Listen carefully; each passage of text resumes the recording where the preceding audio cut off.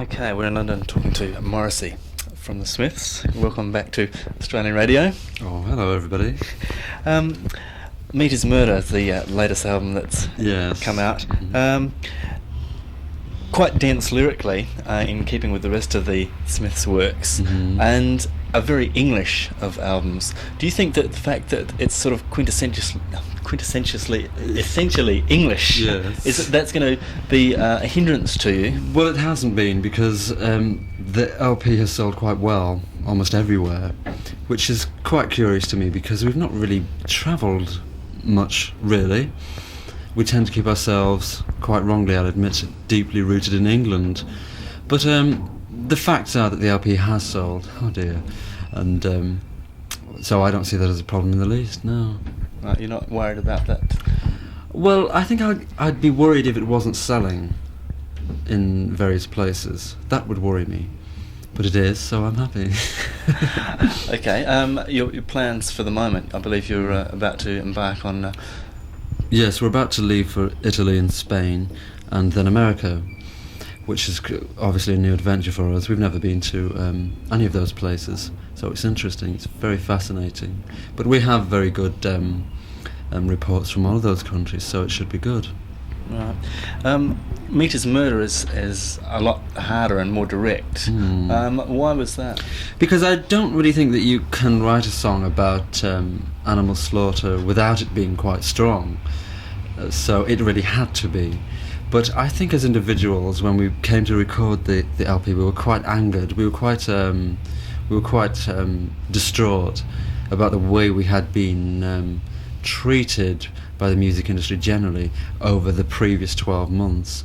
So I think we felt quite alone and quite in control, so it was good, I think. Right. Is the title of the album just your view, or was it like a group decision? You all decided on that? I decided it, but it was obviously behind the title was Total Unity, but it was initially my decision. Right. Again, some ambiguity. Not going very well, am I? Some ambiguous lyrics. Purposely so? Well, of course, yes. I mean, it serves to make people's lives slightly more interesting. Yes, I mean, I don't want the words to be bland. I don't want them to be black and white, really. People have to slip their own interpretations hither and thither. So, I mean, life without ambiguity is quite boring. Don't you agree? Entirely. Oh, no you don't, be honest.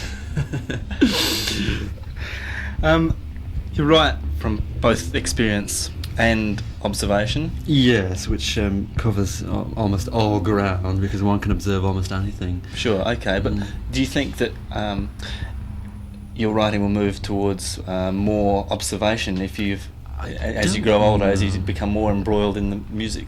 I don't know. I sincerely hope not. I don't think so. I have quite a stack of issues that have yet to be that must be ploughed through. I think when the time arrives when I'm stuck and I have to really sit down and think and say, well, what on earth am I doing? I think I'd probably stop then, because I don't want it to be seen as a profession, as a cloak. It has to be real. It has to come from inside me, everything that I say. And if it doesn't, then, away I go. And everybody sighs. What with relief? Yes. What are the things that make you angriest? Almost everything. I mean, you name it. It annoys me terribly. I suppose I'm quite easily angered. And there's so many things, certainly within the music industry, but if you mean things outside, there's lots of political issues that irk me. I'm quite an irkable person, but I get angry by almost everything, which is quite satisfying. You don't think that could get to be unhealthy at all? Not really. I can't see how. I'm not doing so badly for somebody who's incredibly angered and quite obviously endlessly miserable. I'm doing okay. You seem to be remarkably happy. It's only a facade. Quite a few violent themes you're dealing with. Do you think that should meet violence with violence? Yes, I do. I mean, life is quite violent, let's be honest. It wasn't meant to be a dance record. The whole thing was supposed to describe life as it is lived, instead of, as with most modern records, portray life as it is not, life as we do not live it. So the record had to be, here we go again, life as it is lived. So I wanted to be very real, and I think we just about managed that. Could you give us a bit of background to the song "The Rusholme Ruffians"? Yes, it's about fairgrounds in Manchester. As a child, they were always an annual, a great annual importance. These fairgrounds, which would be erected on barren land and not out there, and very violent places where one learns a great deal about life. Very vicious places also. It seemed to be on this patch of land everybody had free rein to be as wild and be as free thinking and nauseating as possible. And it's very interesting. But obviously, I mean, this undercurrent of total violence on this patch of land where everybody gets together to have fun, generally. But on Manchester Council estates, certainly in the place Rusholme, it was the only thing that people had. It was the only distraction and the only pleasurable distraction that people had. And they turned it into total horror. Right, and you used to frequent these places each year? Oh, you couldn't keep me away from them, yes. What was the attraction? I don't know. I quite like the idea of seeing human beings living on the emotional edge and kind of their emotions brewing beyond the brim, which is quite a hard thing to say. But it was quite interesting, fascinating. Such fairs, do they still exist? What, with me? No, physically in Britain, that kind of thing. They still good take heavens, place? they do now, yes, but now they're not just restricted to fairgrounds, which is the big moral modern dilemma. They're much more widespread now. Right, okay. No, we're fast. Almost some elements of humour there. Yes, almost, if you dig deep enough. Dropping your trousers to the Queen. Yes. Well, she probably wouldn't find that humorous. Lots of other people would, I'm sure.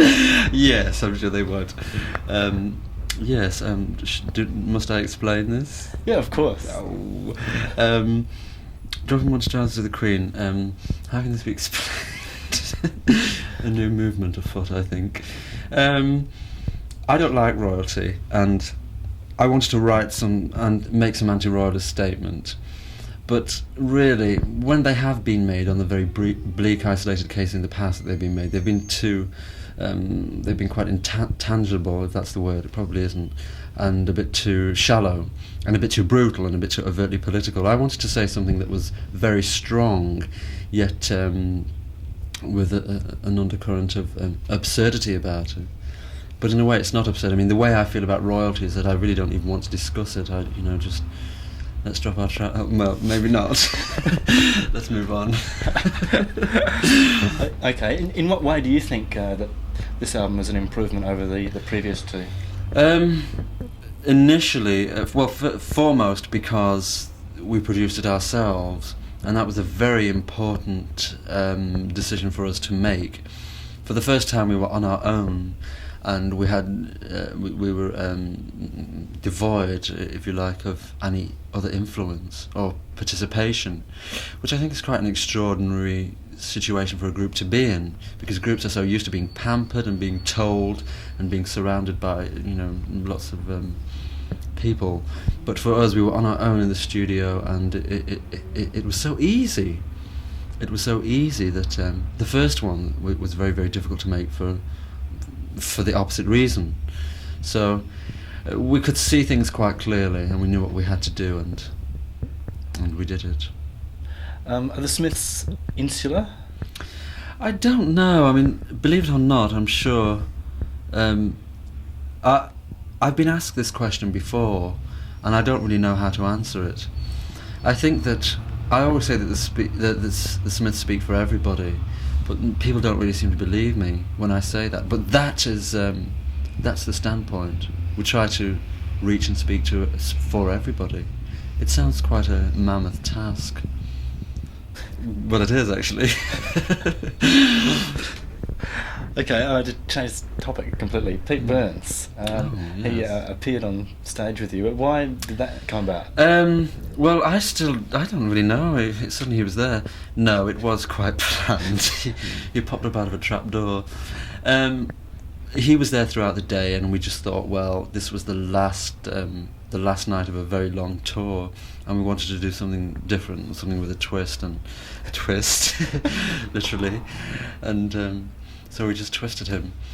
So he just came on stage, and it was dramatically under-rehearsed and incredibly clumsy, as I'm sure you noticed, but so what? It was quite topical anyway. It was. Everybody hates us now, which is quite topical. Would you ever consider working with Sandy Shaw again? Yes, we might be doing this in a few weeks. We've written a song which we want her to tackle, and and hopefully she'll tackle it in a few weeks. Looking back on her version of Hand in Glove, how do you feel about that in retrospect?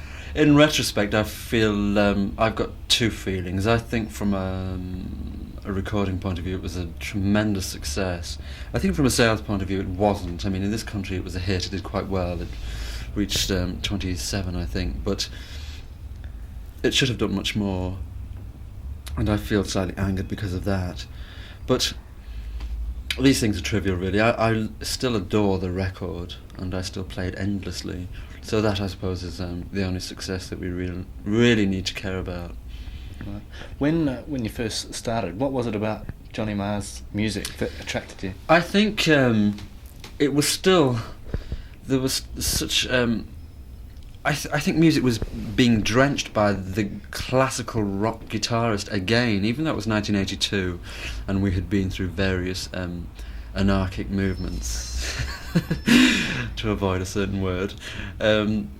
The very classical rock guitarist still kind of hung heavy, as it were, over the general flow of music in this country, and he wasn't like that. His music was very, well, I'm hesitant to use the word rudimentary, because that sounds as though he couldn't actually play his instrument, which he certainly could. I mean, he's hugely underrated, but it was very simplistic, and it was very emotive, and it was just to me very heartfelt. Those are the things that I saw in it. But I must say, I do think he's cripplingly underrated, certainly in this country. They do have a different opinion of him in America, and of me, of course. What do they think of you in America? They think I'm just some disturbed hag, which, of course, is completely wrong. Well, there was that quote in, what was it? Here we go. Rolling Stone, that you're gay or something like that. Yes, and I know. And that kind of you being picked up on by the gay movement. I mean, in retrospect, how do you view that? Well, I just think it's all so untrue, and I think it was so unfair. I mean, obviously, any kind of attack I'll dodge. I'll really dodge any kind of attack, whatever it is. But I don't want to be shoved into a box and put in a category. That's not the whole point. But I mean, that person said that I was gay, and he'd never asked me. He'd never approached the subject, and he himself was a very loud and strong voice in the American gay movement. And I think it was just really wishful thinking on his part. But ultimately, people will see what they want to see in the whole aspect of what I do and my motivations. I'm not embarrassed about the word gay, but it's not in the least bit relevant. I'm beyond that, frankly. Right.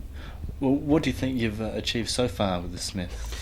A great deal, because in England, at any rate, a great deal. The Smiths are critically important. They're important because of reasons that I think I've stated in other interviews. We've never done a video. We've never used any mode of advertising apart from interviews. It was the only mode of self-promotion that we've ever used. And the fact that we can become so successful using no tools or props whatsoever really says a great deal about the foundations of commercial success in England. It really questions many things. And there are many programs that we won't do. There are lots of things that we won't do, and this makes us very problematical and very difficult, it seems. But I think we've challenged the music industry, and we've won, which is quite remarkable, because although the music industry in England still say no to the Smiths, the people say yes, and that's more important to me. I mean, obviously the LP Meet His Murder went to #1 after 3 days of release here, which is quite remarkable because we didn't spend a solitary penny on promotion.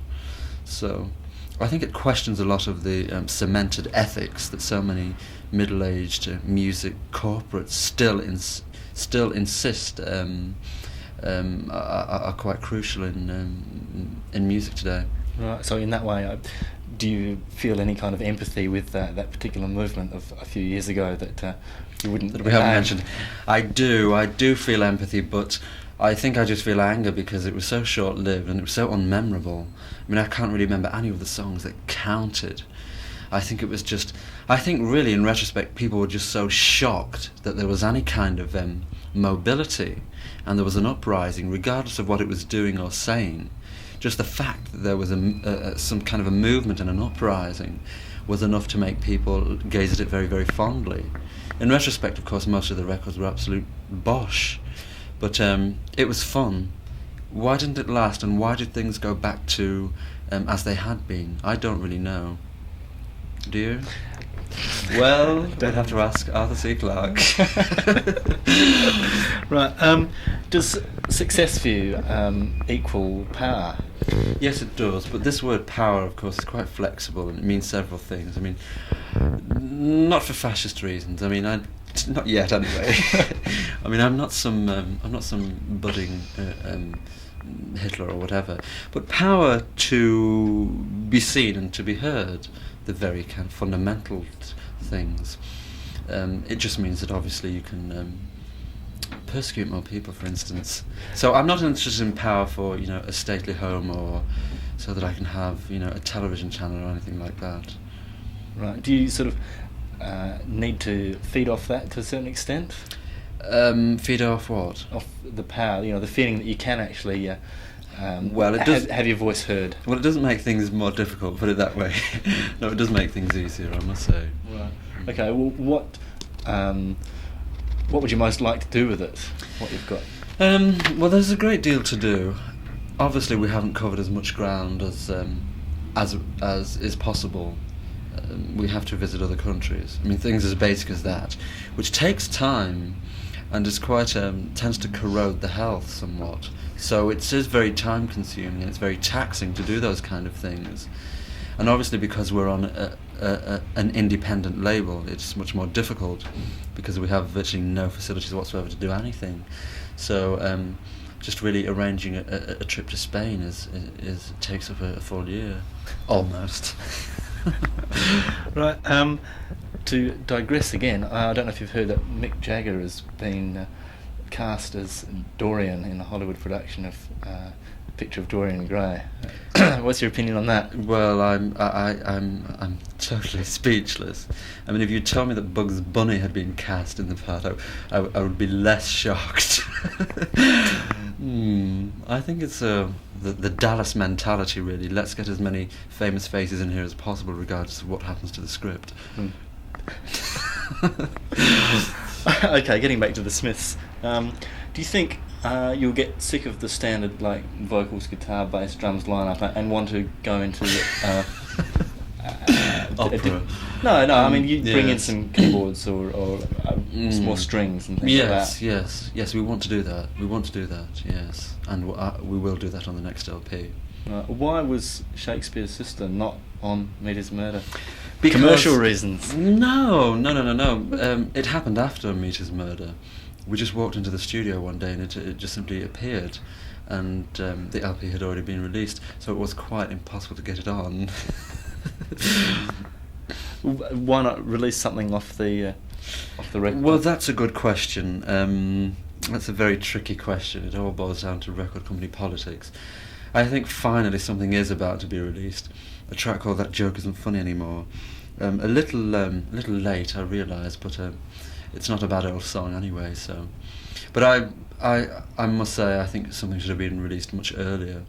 But at the time when the LP came out, Rough Trade were quite adamant that an older track, How Soon Is Now, be re-released in this country. in as an A-side, and it was, and of course it was much to be regretted because it didn't really do anything substantial. Still a fine song. Hmm? Still a fine song. It's not bad. It's not bad. Does it worry you that you've got so much influence, as it were? No, I mean, would it worry you? No. No, it's nice to have influence. I mean, obviously, if everybody thought I was a total, simpleton, I'd worry then. No, influence is it's quite a nice thing to have. It's better than having, acne or something. How will you know when you've come to the end of your I'd useful probably creative be life? lying on the middle of the floor, and I'd probably weigh a stone. Probably.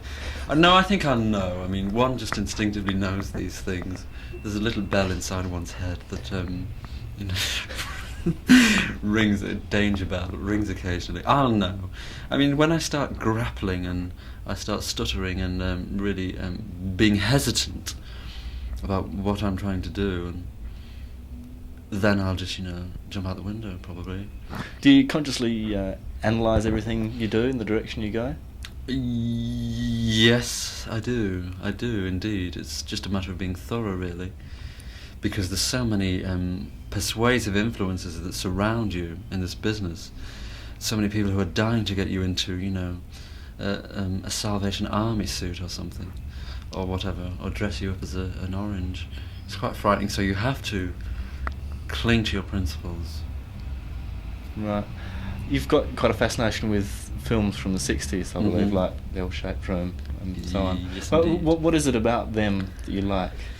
I'm afraid that they probably will remind me of my childhood, because I lived in lots of those circumstances, and I also think that I gaze upon it fondly because it was the first time in the entire history of film where regional dialects were allowed to come to the fore, and people were allowed to talk about squalor and general depression, and it wasn't necessarily a shameful thing. It was quite positive. I mean, if you notice films, British films of the late 1950s, even films which deal with army themes or war themes, all the people who are in the army or whatever all have wonderfully crisp theatrical voices, but yet from I think Room at the Top or Saturday Night and Sunday Morning onwards, people are just allowed to be real instead of being glamorous and Hollywoodian, if that is a word, and I sincerely hope it isn't. Sounds awful. Right, okay. The New York Dolls, what was it about them that you liked? Oh, I still haven't a clue. I'm still trying to work that one out. Well, the music industry hated them, and that was good enough for me. I thought, well, yes, that's the group for me. The music industry couldn't wait to get rid of the New York Dolls. They were quite clamorous and raucous, and so many people said they couldn't actually play, which was not entirely true. But you must remember, throughout the periods of 73 and 74 when they existed, they were quite dank times, and they were very quite stylish times, almost offensively stylish, should I say. And the New York Dolls were just the antidote to everything refined, and I thought that was wonderful. Right. Have you ever met any of them? Yes, I did. I met the drummer and the guitarist a long time ago, and they were completely unfriendly. Really? Mm. But why did that infatuation sort of end? I think, they broke up in 1975, and after that there wasn't really anything to retain one's interest apart from the 2 LPs that they had made. So, they just faded, really. And I still have vague fond memories, but it's not really terribly important to me. I think they were the single most important group to me as an adolescent. Right. Do you look back on your adolescence with fondness? No, it was a dreadful time. It was an awful period. I certainly can't deny that. It was quite very difficult, very isolated, very alienating, and all those usual things that teenagers complain of. But I certainly complain of them now. Right. You're your interviews are all, well, I hope, very honest, and especially the early interviews that you read, you know, they get right down to tin tacks, as it were. Well, you could put it that way, yes. And then you've had it thrown back at you, and people have labelled you as being sort of arrogant and conceited. I mean, yes, it's really unbelievable. I mean, yes, it's shocking. People find me quite uncomfortably honest, but this is only because they're used to, you know, quite cold individuals dominating the music scene, for the want of a better term. And if you really want to talk quite openly and drop your defences, as it were, it's seen as being quite unnerving, because people just simply aren't used to it. It's like if somebody sits next to you on the bus and says, you know, I really like your jacket or your trousers, you immediately run away, which is the wrong thing to do. But it's the same way within music. You know, people are just so used to this glossy nothingness. And also, if you have a degree of intellect, you actually run the risk of making your critics and the journalists seem quite dull in comparison, so they don't like it. Fools, fools, fools. Well, you've got somebody from the NME waiting, so you can oh, yes, indeed. do battle with them. Yes. Do you celebrate your birthday? Well, it's in a few days, and I certainly do not. No, I never have. I never have. It's just, you know, it's just another day, really. Right. What purpose did the time when you were, shall we say, reclusive? What purpose did that serve? A tremendous purpose in quite a perverted way, because for me it was almost like being in the army. I don't know why I'm laughing, because I'm sure the army isn't a very pleasurable experience. It was like being in the army. It was like going through this. It was like training for the Olympics, almost going through these years of preparation. And I think that because those years existed, I now can cope with what's happening to me quite successfully, and I'm not easily tripped up. So, yes, it was like a period of long, intense self-development, and I'm glad it happened for those reasons. I don't think I'd be glad if I was still there now, but I'm not, so I'm chuckling. Right. You've not done any videos at all? No. You're not even interested in doing just like some live footage and just touting that around? No, we haven't done a thing. In America, the record company put a video together and released it, and naturally it's quite abhorrent and extremely bad taste, but it's nothing to do with us. We'll never do that kind of a glossy promotional video. Now, having said that, it would be nice to tread into film somewhat, but only in a very intellectual way, not in a commercial, not as a sales tool, something quite artistic and quite intricate, really.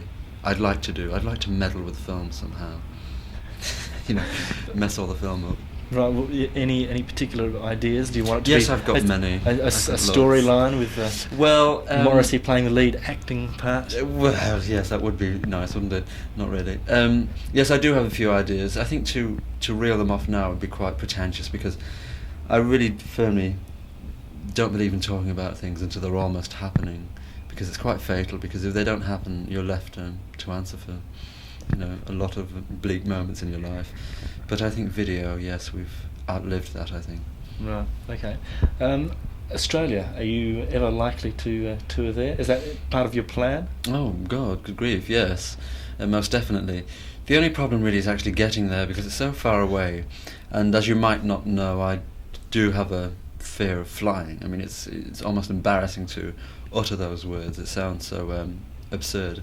I mean, I've tried to be hypnotized and silly things like that, and it really basically hasn't worked.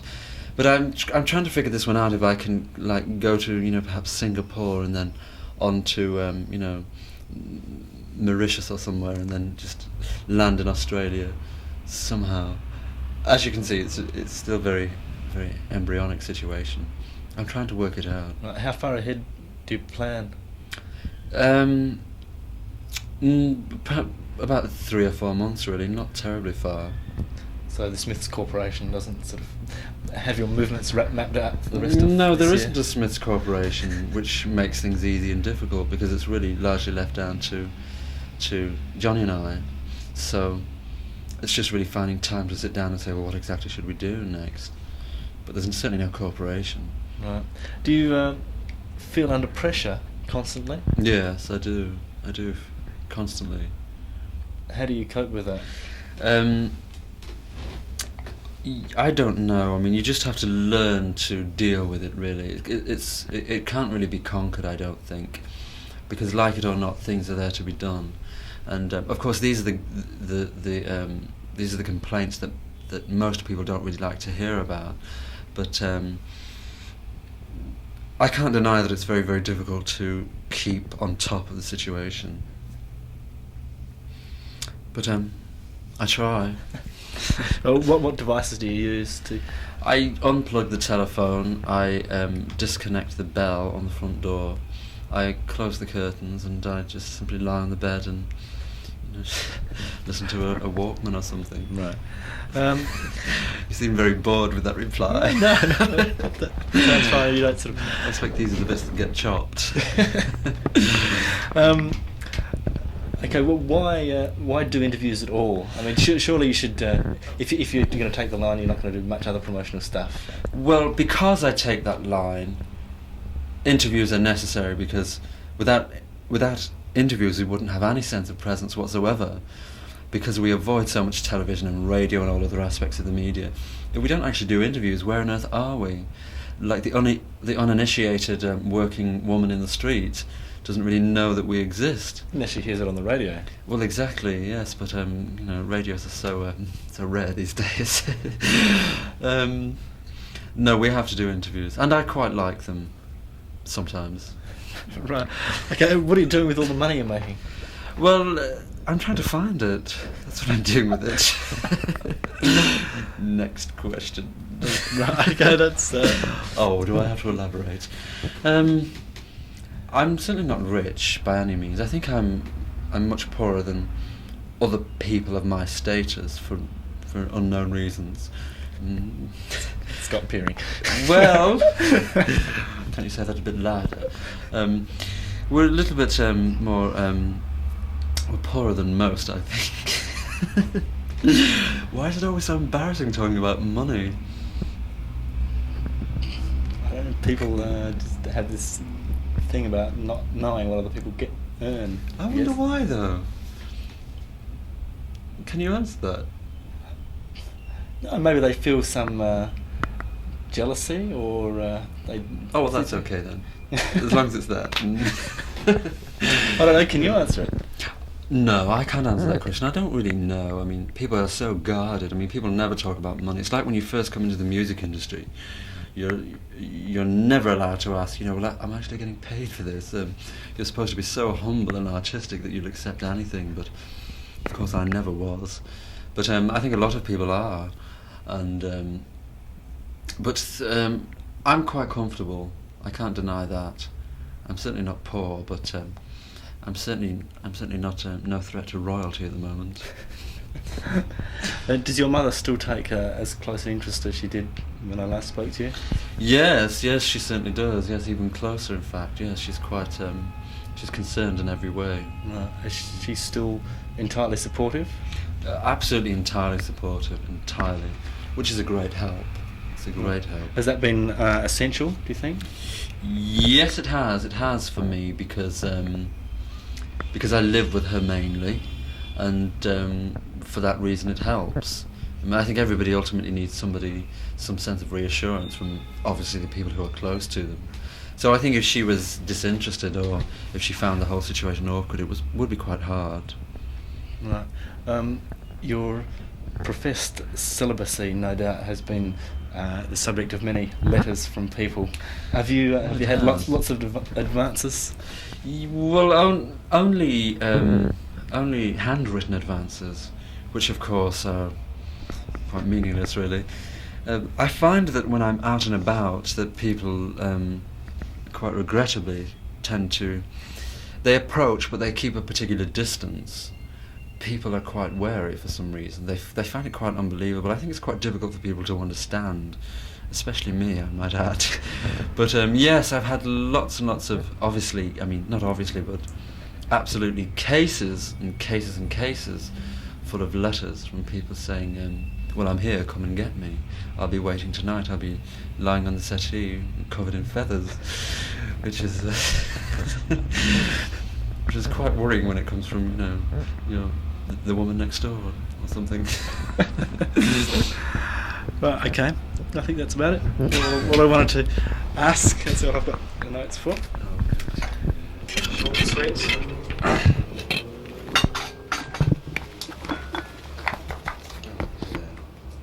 So what's happening to this? This